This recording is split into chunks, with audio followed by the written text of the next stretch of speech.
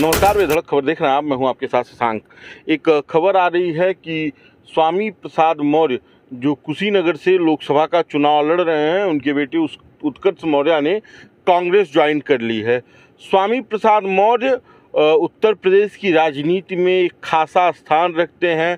पहले वो बहुजन समाज पार्टी से चुनाव लड़े थे, विधायक थे और बसपा में एक कद्दावर नेता के तौर पे उन्हें देखा जाता था। मायावती का सबसे करीबी माना जाता था। लेकिन फिर कुछ समय बाद जब सरकार बदली तो वो भारतीय जनता पार्टी में चले गए। लंबे समय तक तो वो बसपा में रहे, लेकिन उसके बाद से वो भारतीय जनता पार्टी में चले आए, मंत्री बने। फिर जो 17 से 22 का कार्यकाल था योगी आदित्यनाथ का, उस कार्यकाल में स्वामी प्रसाद मौर्य भारतीय जनता पार्टी में मंत्री बने रहे। लेकिन उसके बाद 22 में बेटे के टिकट को लेकर या परिवार को ये कह लीजिए स्थापित करने के मुद्दे को लेकर भाजपा के साथ उनका विवाद हुआ और उस विवाद के बाद उन्होंने भाजपा को छोड़ा। तमाम तरह की बातें की, तमाम तरह के आरोप भाजपा पर लगाए, पिछड़ों दलितों का शोषण का आरोप लगाया, सम्मान की बात कही और उसके बाद उन्होंने भाजपा को छोड़ के समाजवादी पार्टी ज्वाइन कर ली। 17 के बाद जब स्वामी प्रसाद मौर्य भाजपा में थे तो उन्हें तमाम मुद्दों पर बात करने के लिए कोई विषय नहीं था, लेकिन वो उस समय राम की बात करते थे, वो उस समय देश की एकजुटता की बात करते थे जब वो भारतीय जनता पार्टी की सरकार में मंत्री थे।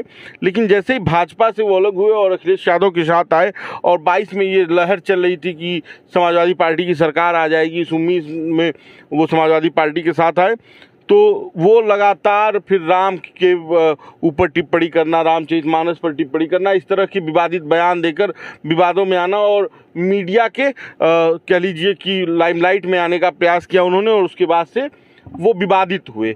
सरकार नहीं आई 22 में तो स्वामी प्रसाद मौर्य को अखिलेश यादव ने और स्वामी प्रसाद मौर्य चुनाव भी नहीं जीते। कुशीनगर की एक सीट है, नाम नहीं याद आ रहा मुझे, जहाँ से चुनाव लड़े थे, लेकिन स्वामी प्रसाद मौर्य चुनाव हार गए। लेकिन अखिलेश यादव ने उन्हें एमएलसी बना के विधान परिषद भेज दिया। लेकिन तमाम मुद्दों पर उन्होंने अखिलेश यादव का विरोध किया। रामचरितमानस पर टिप्पणी की, उन्होंने राम पर टिप्पणी की, हिंदू धर्म पर टिप्पणी की, बुद्ध को लेकर उन्होंने लोगों को जुड़ने के लिए कहा। लेकिन जिस तरह का हिंदू धर्म को लेकर उनका विवाद था, जिस तरह से भाजपा के नेताओं को लेकर उनके विवादित बयान थे, उनसे जब अखिलेश यादव ने पाला झाड़ लिया तो वो अखिलेश यादव की पार्टी से इस्तीफा दे दिया, उन्होंने एमएलसी पद से इस्तीफा दे दिया और कुछ दिनों बाद उन्होंने अपनी एक नई पार्टी बनाई। इस वक्त स्वामी प्रसाद मौर्य कुशीनगर लोकसभा सीट से अपनी पार्टी के प्रत्याशी हैं और उनके बेटे कांग्रेस ज्वाइन कर चुके हैं।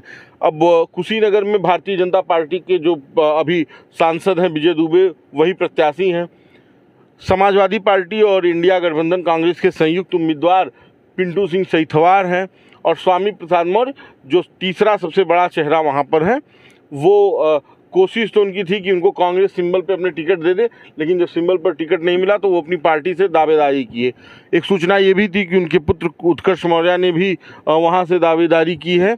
लेकिन स्वामी प्रसाद मौर्य के बेटे अब कांग्रेस में शामिल हो गए हैं। अब कांग्रेस में जाने के बाद क्या वो इंडिया अलायंस की मदद करेंगे? अगर वो इंडिया अलायंस की मदद करते हैं तो भारतीय जनता पार्टी को इसका क्या खामियाजा भुगतना पड़ेगा या समाजवादी पार्टी को इसका क्या नुकसान झेलना पड़ेगा, ये देखना होगा। लेकिन उत्कर्ष मौर्य का कांग्रेस ज्वाइन करना ये बता रहा है कि स्वामी प्रसाद मौर्य कुशीनगर में अंदर ही अंदर कुछ पका रहे हैं। अब देखना है ये पकने के बाद बनता क्या है। बाकी का आप बेधड़क खबर देखते रहिए। इस वीडियो पर आप अपनी राय जरूर दीजिएगा, वीडियो को शेयर कीजिएगा। धन्यवाद।